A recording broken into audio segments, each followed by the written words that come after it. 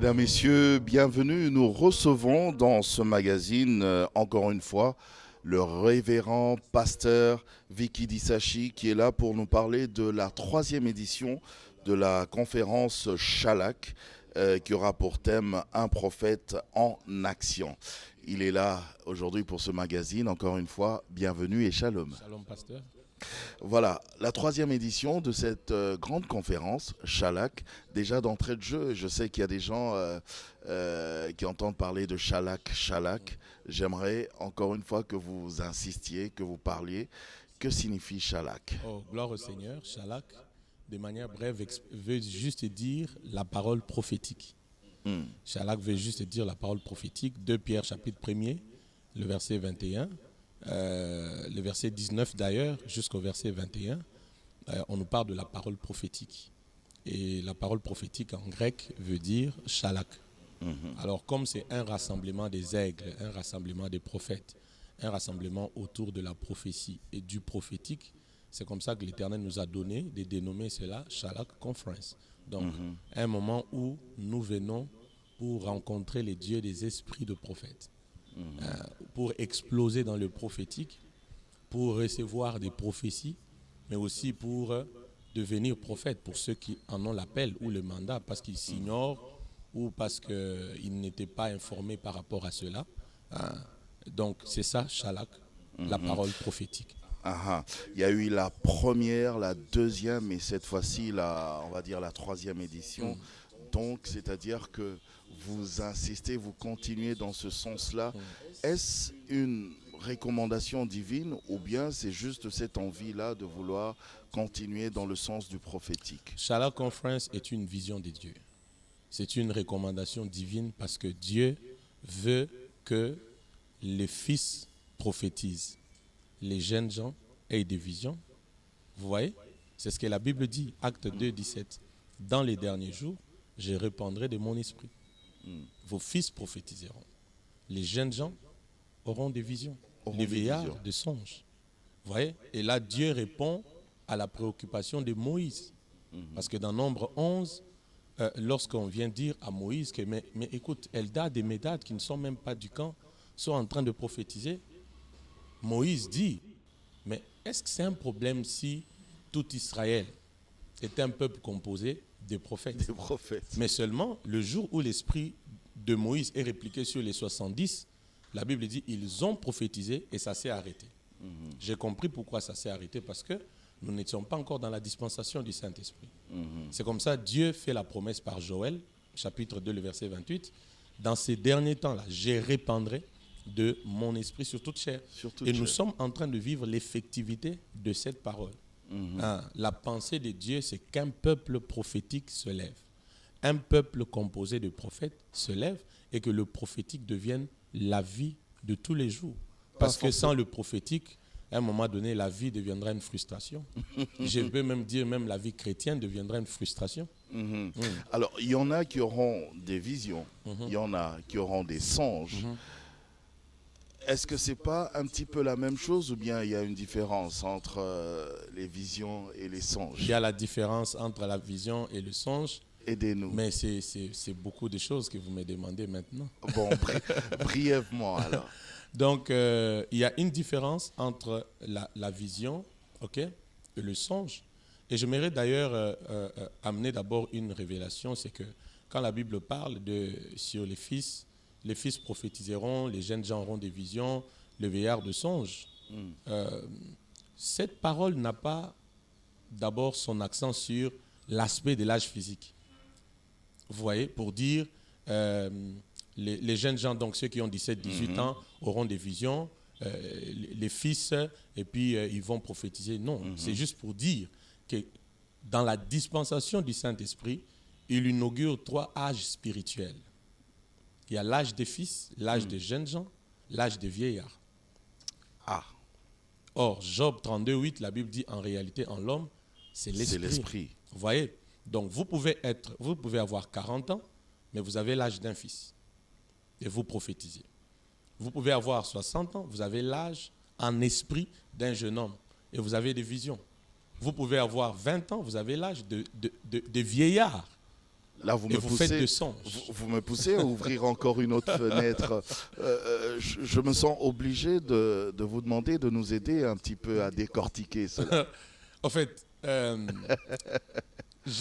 On en profite puisque vous êtes là. oui, mais ce sont des choses qu'on va mieux expliquer au fait Ah, à la conférence Shalak. ok, Oui, d'accord. c'est des choses qu'on va très bien expliquer à la conférence Shalak. Mais si je peux conclure de manière brève, toutes ces choses, c'est le Saint-Esprit qui les fait parce que nous sommes dans sa dispensation.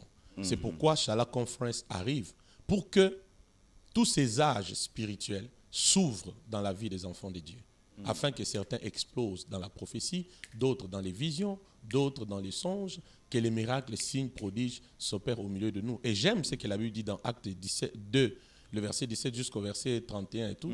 Il dit, toutes ces choses arriveront avant l'arrivée du jour de l'Éternel. Ok. J'ai compris qu'avant que Christ ne revienne, on doit nager profondément dans ces dimensions. Des prophéties, des visions, des songes, des miracles, des prodiges. C'est des choses que Christ attend. Voir l'Église manifester, démontrer avant qu'il ne revienne. Est-ce que les prophéties sont importantes Elle est, bien sûr, la prophétie, elle est très importante. pour l'Église peut-être? Écoutez, vous savez, déjà, remarquez que dans l'ancienne alliance ou dans l'ancien temps, quand Dieu devait parler au peuple, il passait par qui? Par les Par les prophètes. prophètes. Vous voyez? Quand Dieu voulait parler au peuple, il passait par le prophète. Donc la prophétie, elle est importante. C'était en ce temps-là. Mais laissez-moi, Je vous en prie, je vous La en prie. prophétie, elle est importante. Vous comprenez? Je vois quelqu'un me dire, bon, moi j'ai la parole de Dieu, ça suffit. Je vais juste lui dire, la parole de Dieu, elle est générale. Mais la prophétie, elle est individuelle. Vous voyez? La parole de Dieu, elle est générale. Elle s'adresse à tout le monde. Mais la prophétie, elle est individuelle parce que c'est un message exprès, un message fort que Dieu envoie en direction, par exemple, du pasteur Jacob. Par rapport à une situation donnée, par rapport à un problème donné. Et nous allons dans 1 Corinthiens 14, premier, même jusqu'au 4e verset. L'apôtre Paul dit, celui qui parle la langue s'édifie lui-même. Mais celui qui prophétise, il fait quoi? Premièrement, il parle aux hommes Aux hommes. pour les exhorter, les édifier, les consoler. Attention, la prophétie, elle pèse. Ah, Si par une prophétie, on édifie, on exhorte, on console, c'est extraordinaire. Et il ajoute, celui qui parle la langue s'édifie lui-même, mais celui qui prophétise édifie l'Église. Donc parmi les éléments je peux dire, de construction de l'Église, parmi les fondements de l'Église, il y a la prophétie aussi. ok. Parce que bâtir, c'est le même verbe qu'édifier. Édifier, bâtir, c'est la même chose. Vous comprenez? Donc la prophétie, elle est importante, parce que Dieu veut communier avec son peuple, Dieu veut communiquer avec ses enfants, et Dieu veut parler de manière individuelle à son peuple. Et ça se fait, ça se fera. Est-ce qu'elle est importante aussi dans nos familles, par exemple, ou dans nos entreprises? Bien sûr que la prophétie est importante. Parce que j'ai envie de comprendre jusqu'où va l'importance de la prophétie. Écoutez, la prophétie peut réconforter. La prophétie peut donner la direction. Vous voyez?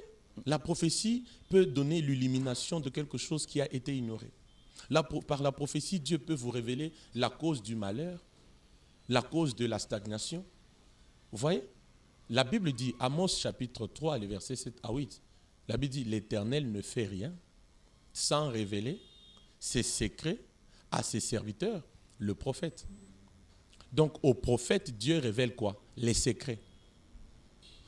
Et qu'est-ce qu'il y a dans la prophétie? Les secrets. Les secrets pourquoi? Les secrets pour réussir, pour aller de l'avant, pour voir sa société émerger, pour voir sa famille être stable. Les secrets. Donc il ne faut pas négliger la prophétie parce que dans la prophétie, il y a des secrets. Vous voyez? Et la valeur d'un homme sur la terre, c'est aussi par rapport au nombre des secrets que Dieu lui a confiés pour gérer. Et on ne blague pas avec ça. Vous voyez? On ne blague pas avec ça. Et vous allez voir, aujourd'hui, quand vous avez les secrets pour manier un ordinateur, un téléphone, c'est facile pour vous d'accéder. Oui. Mais quand vous n'avez pas de secrets, vous pouvez avoir les téléphones, le laptop, vous ne faites rien avec. Vous voyez? Donc la prophétie, elle est importante parce qu'il y a des secrets que Dieu nous révèle. Et quand nous les pratiquons, nous vivons une vie de différence. Alors, il y a les 5 ministères, justement, dont parle la Bible. Alors, à vous entendre parler, insister sur la prophétie, sur le prophétique, d'aucuns diraient que, ben voilà, moi, je ne suis pas utile alors à l'édification de l'Église. Qu'est-ce que vous dites par rapport à cela? Non. Comme je ne suis pas prophète, c'est compliqué. Non, vous savez, on peut ne pas être prophète, mais on est obligé d'être prophétique. On peut ne pas être prophète, mais on est obligé d'être prophétique. Pourquoi? Parce que nous sommes dans la dispensation du Saint-Esprit. Le Saint-Esprit habite en nous. Nous sommes obligés d'être prophétiques même si on n'est pas prophète. Vous voyez, même à Chala Conference, ce n'est pas tous ceux qui viendront qui vont devenir de prophètes. Si Dieu ne vous a pas appelé à devenir prophète, nous ne vous fabriquerons pas prophète. Okay. Ceux qui sont appelés à être prophètes, nous allons les introniser dans leur office. Mais ceux qui ne sont pas appelés à être prophètes, nous allons au moins leur enseigner pour qu'ils deviennent prophétiques. Parce que si tu n'es pas prophétique, c'est trop de frustration. Okay. C'est trop de frustration. Et pour toucher l'aspect des 5 ministères, je crois que Christ, en laissant les 5 ministères, il les a laissés pour l'édification du corps, pour répondre aux besoins du corps. Et la pensée, c'est que nous travaillons dans la complémentarité, dans la complicité. Je vais d'ailleurs même ouvrir une brèche quand vous lisez Actes chapitre 13.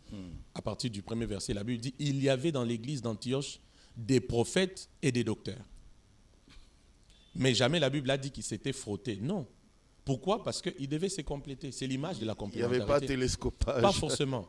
Pourquoi il y avait les docteurs? Pour l'enseignement. Pourquoi il y avait des prophètes? Pour la prophétie.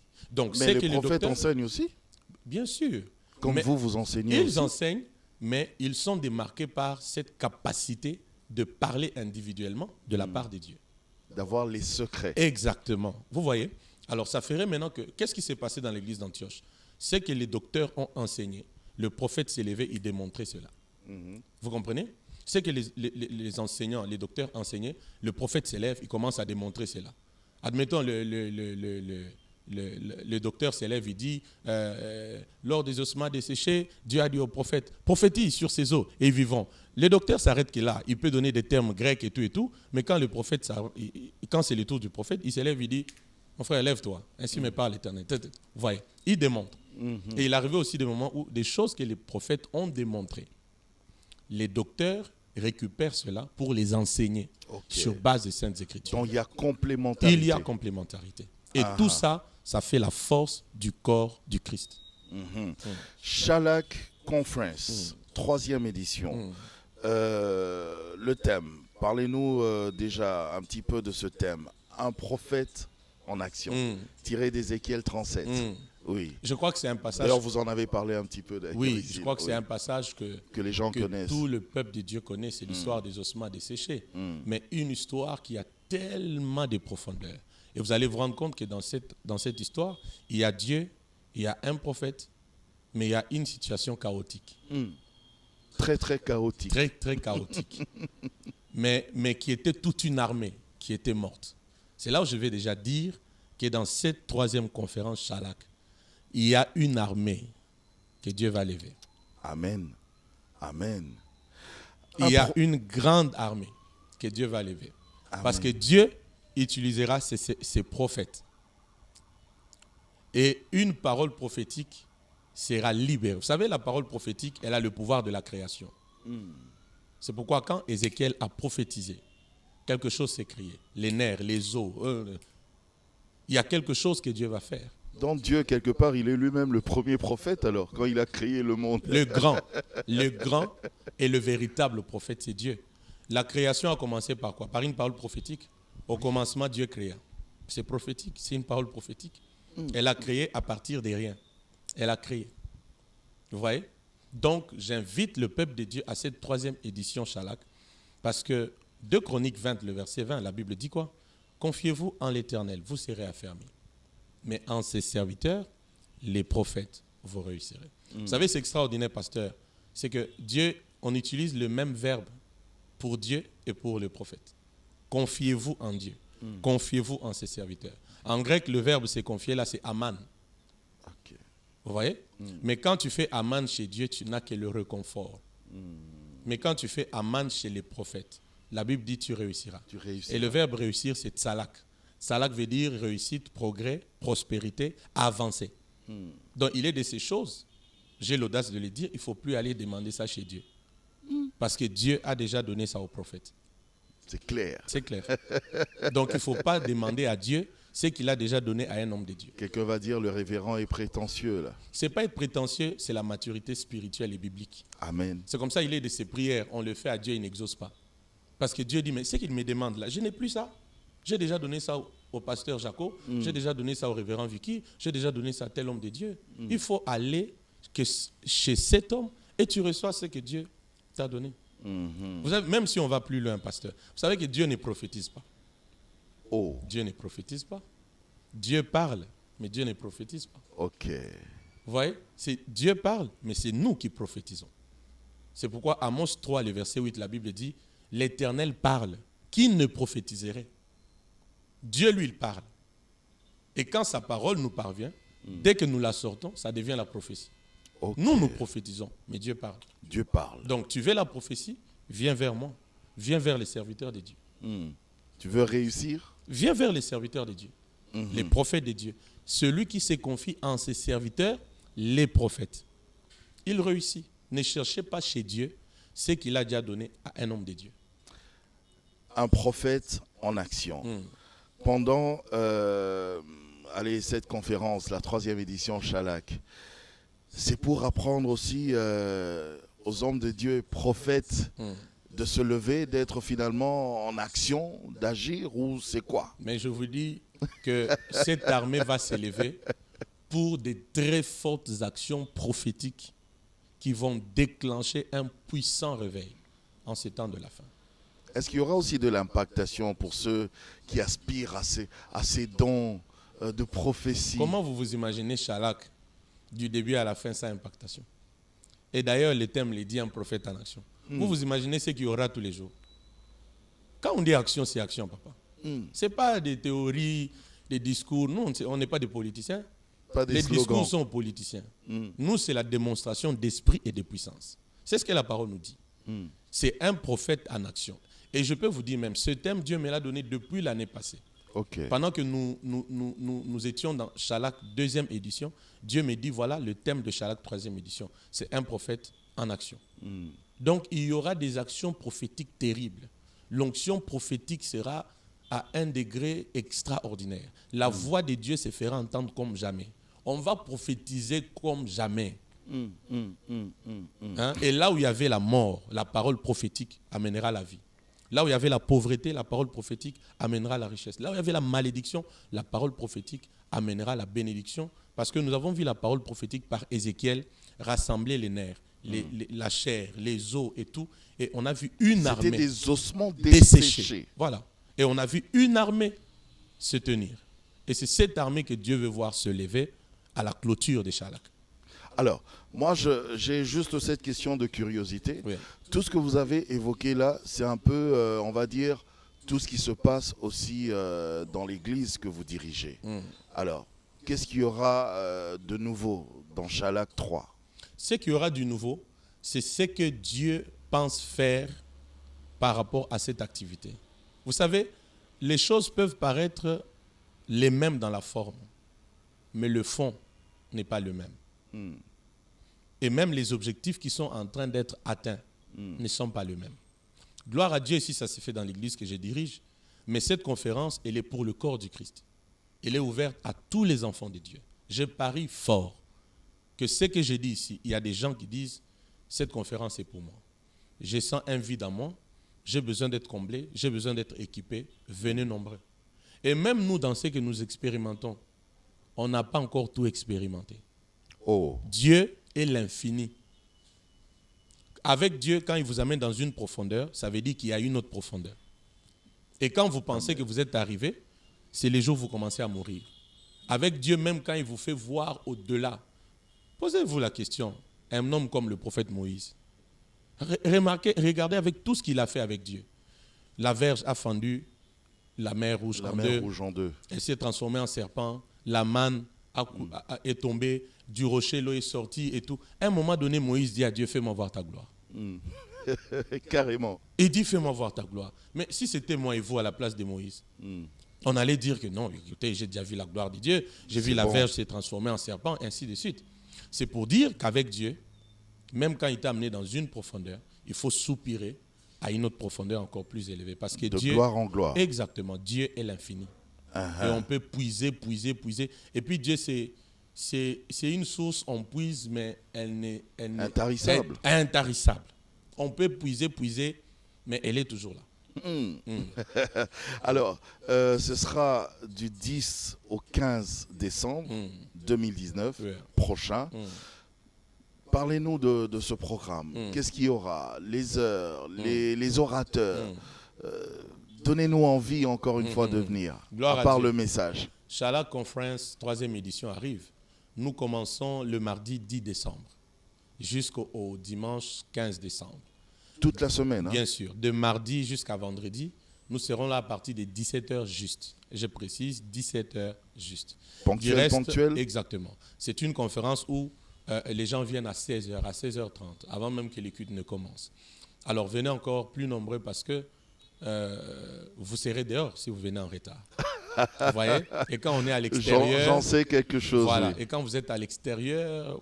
Bon, vous êtes avec nous, mais il y a toujours des détails qu'on rate. Même si on mettra pour voir un écran géant et tout, il y a toujours des détails qu'on rate.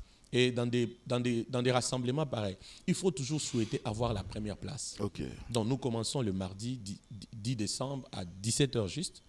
Nous continuons le mercredi, les jeudis et le vendredi. Et le samedi, nous avons l'école de prophètes, l'avant-midi, à partir de 8h30. Là, nous allons parler sur les secrets de prophètes. Okay. Et nous clôturons le dimanche 15 décembre à partir de 9h. Là, un petit bémol peut-être avant de continuer. Un petit bémol sur l'école des prophètes. Oui. Ça consiste à quoi? Voilà, ça c'est vraiment un cadre purement pour les serviteurs de Dieu.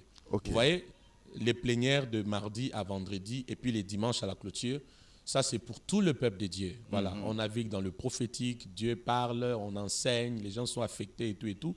Mais il y a des choses qu'on dit aux serviteurs de Dieu afin que le travail de tous ces 7 ou 6 jours soit pérennisé. Okay. Parce que si nous logeons des bonnes données dans les serviteurs de Dieu, à leur tour, ils continueront à enseigner ça à leurs brebis et le travail qui sera fait ne sera pas vain. Okay. Il va continuer et produire des fruits qui demeurent. Voilà. Donc là, c'est avec les serviteurs de Dieu. Et je sais qu'il y a beaucoup de préoccupations que les gens ont sur le prophète, la vie du prophète, les secrets du prophète et tout ça. Au-delà de l'enseignement, nous donnerons aussi l'opportunité de poser des questions, vous voyez, vraiment des questions dans tous les sens, par rapport au prophète, au prophétique, tout. Et les réponses seront données et nous aurons un moment de prière particulière pour les serviteurs et les servantes de Dieu. Et je ne suis pas le seul orateur. Il y a le prophète héritier Grace Mousseba qui est orateur à cette conférence, 3e édition. Il dirige le ministère Joël Kolwezi, là-bas. Donc, il sera avec nous pour qu'on travaille sur ce thème, un prophète en action. Donc, une autre question comme ça c'est une question de curiosité. Est-ce qu'il y aura aussi, à part le prophétique, est-ce qu'il y aura aussi des guérisons, des délivrances? Parce que avec vous, on ne sait jamais. Je pose déjà la question. Gloire à Dieu, tout ça va se faire. Un prophète en action, c'est beaucoup de choses. Quand vous lisez Jean chapitre 6, lorsque Christ multiplie le pain, il mange, les disciples rassemblent les morceaux qui restaient, ça fait 12 paniers. Les disciples et le peuple, ils se posent la question, ils disent, celui-ci, je paraphrase, il est réellement un prophète de Dieu. Vous voyez? Donc, du reste, je vais vous dire qu'il y a plusieurs types de prophètes. Ok. Oui, il y a plusieurs types de prophètes. Il y a plusieurs types. Amos n'est pas Ézéchiel, Ézéchiel n'est pas Jérémie. Bien sûr. Jérémie n'est pas Ésaïe. Il y a plusieurs types de prophètes. Ésaïe n'est pas Jean-Baptiste. Non. Mais tous sont au service de Dieu avec un mandat précis et des objectifs bien précis. Voilà. Bien sûr. Donc, un prophète en action, c'est aussi les miraculés. Quand il a multiplié le pain, ils se sont dit, celui-ci c'est un prophète. C'est aussi les miraculés. Au-delà des prophéties qui peuvent être libérées, des visions, je vois, Dieu me dit, il y a Junior ici, où est Gisèle? Au-delà de ça, il y aura aussi une pluie du miraculé. Hein, les sourds entendent, les muets parlent, les aveugles voient, les paralytiques marchent, les sida quittent les corps, Ebola quitte les corps, les morts ressuscitent. C'est la parole de Dieu. Christ a dit, ceux qui croient en moi, ils feront ses œuvres. Donc on doit d'abord faire ce que Christ a fait. Et puis il dit, ils en feront des plus grandes parce que je m'en vais au Père. Moi, des passages pareils me rendent malade. Déjà, ça aussi, c'est un passage quand même à beaucoup de controverses. Il y a certains qui comprennent ça d'une certaine manière. Ils comprennent ça comment? Ils disent, quel autre miracle allons-nous faire encore puisque Christ a déjà tout fait. D'ailleurs, la Bible le dit, s'il fallait tout évoquer, on n'en finira jamais. Mais lui-même a dit, nous ferons des miracles, des œuvres plus grandes que lui. Vous voyez, Christ a tout fait, gloire à Dieu. Mais Parce que les gens disent, qu'est-ce qu'il y a de plus que, par exemple, je vous réponds, réveiller un mort attendez, ressusciter soi-même. Christ a tout fait, gloire à Dieu. Il est Dieu. Mais nous ne sommes pas dans la même époque. Amen. Nous ne faisons pas face aux mêmes défis. Amen. Les défis de notre siècle ne sont pas les mêmes défis que du temps de Christ. De son temps, il pouvait prendre la barque de Pierre, il monte dessus, il enseigne. Mais nous avons d'autres défis. De nos jours, la technologie nous défie. Ouais. La modernisation nous défie. Le monde actuel nous défie. Voilà. Et lisez Psaume 145. La Bible parle des œuvres de la génération. Chaque génération a ses œuvres. Même si c'est la même forme, avec les miracles que Christ a opérés, mais le fond est différent parce que c'est un problème d'époque, un problème de génération. Il y a d'autres défis. Voilà, il y a d'autres défis. Aux grands mots, les grands remèdes. Exactement. Il y a d'autres défis. Alors, donnez-nous, puisque nous tendons vers la fin, donnez-nous encore quelques explications sur cette troisième édition de Shalak Conference. Un prophète en action. Gloire les au dates, Seigneur. les heures, les orateurs. Gloire au Seigneur. Je crois que j'ai même pas envie d'entrer dans le message parce que on préfère suivre là-bas même. Oui, nous aurons de mardi à dimanche. Dieu nous donnera la grâce de donner ce qui doit être donné à son peuple afin qu'il soit édifié, révolutionné, réveillé. Et nous prions pour que ce programme produise des transformations qui vont demeurer. Au-delà du sensationnel, nous ne voulons même pas du sensationnel, mais que ce soit des vraies transformations et des transformations qui vont demeurer. Dieu a vu combien les ministères de certaines personnes sombrent. Dieu a vu la sécheresse dans la vie de certaines familles, de certaines sociétés. Voyez, à l'instar de ces ossements qui étaient dans la vallée, desséchés. Dieu regarde, il voit une armée, mais desséchée. C'est pourquoi Dieu convoque Shalak Conference. Vous voyez? Dieu ne fait rien sans révéler ses secrets à ses serviteurs, le prophète. En d'autres termes, Dieu passe par le prophète pour agir.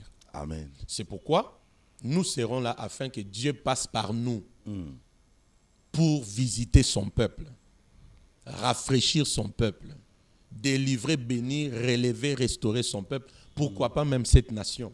En tout cas. Vous voyez? Parce que le relèvement de l'Église, c'est le relèvement de la nation. Et le dernier espoir aujourd'hui dans le monde, ce n'est plus la politique, c'est pas n'importe... Non, c'est l'Église. Les clés du royaume n'ont pas été données à autre institution, sinon à l'Église. À l'Église. Et il est temps que nous nous levions pour jouer notre rôle. Et j'ai fermement confiance au Dieu des esprits de prophètes. Amen. Que cette édition sera achevée par la levée de cette armée, comme celle qui s'est levée dans Ézéchiel 37. Amen. Afin que Dieu passe par cette armée pour atteindre ses objectifs. Et tous ceux qui me suivent font partie de cette armée. Amen. Tout le monde est invité donc du 10 au 15 décembre 2019 prochain à partir de 17h30. Non, 17h juste. 17h juste et avec une motion spéciale les samedis à 8h30. À 8h30. Ça c'est pour l'école des prophètes. Avec des serviteurs servants de Dieu. Uniquement avec les serviteurs et mais servants les enfants de Dieu qui veulent ajouter à la fois la connaissance, ils sont les bienvenus, on ne peut pas leur refuser la porte. En tout cas. Peut-être sont des futurs prophètes. Bien sûr. Alors, ça va les équiper et les préparer déjà. Bien évidemment. Alors, révérend, oui. un petit mot pour cette fin. Je vais juste dire au peuple de Dieu qui va me suivre, de partout où vous allez me suivre, que ces temps-ci est notre temps. C'est le temps des enfants de Dieu. C'est le temps des fils de Dieu. C'est le temps de l'Église. Et nous devons nous lever pour jouer notre rôle comme celle de la terre et lumière du monde, afin d'amener le changement qu'il faut. Tel qu'il est, tel nous sommes. Shala Conference arrive du mardi 10 au dimanche 15. 17h30 de mardi à vendredi. Venez nombreux. Vous servez Dieu. Vous êtes enfant de Dieu. Vous avez besoin d'une directive, d'une prophétie, de grandir dans le prophétique. Vous avez besoin de commencer à prophétiser. Venez nombreux à ce programme. Le Seigneur, qui révèle ses secrets à ses serviteurs, le prophète, a un rendez-vous avec vous. Même si vous êtes malade, venez. Ça va se tenir à l'église Sanctuaire de Gloire. Nous sommes sur l'avenue de l'hôpital numéro 3, dans la commune de la Gombe. La référence, c'est juste derrière l'INRB. Quand vous êtes là, vous verrez un panneau qui va vous indiquer « Nous serons là pour Shala Conference » avec le prophète héritier Grace Mousseba, le thème « Un prophète en action ». En tout cas, révérend Vicky Disachi, merci. C'est moi qui vous remercie, pasteur. Merci à vous également, mesdames et messieurs. Nous vous attendons. Venez très nombreux à cette 3e édition de Shala Conference. En tout cas, que Dieu vous bénisse et passez une bonne suite de programmes sur votre chaîne. Au revoir.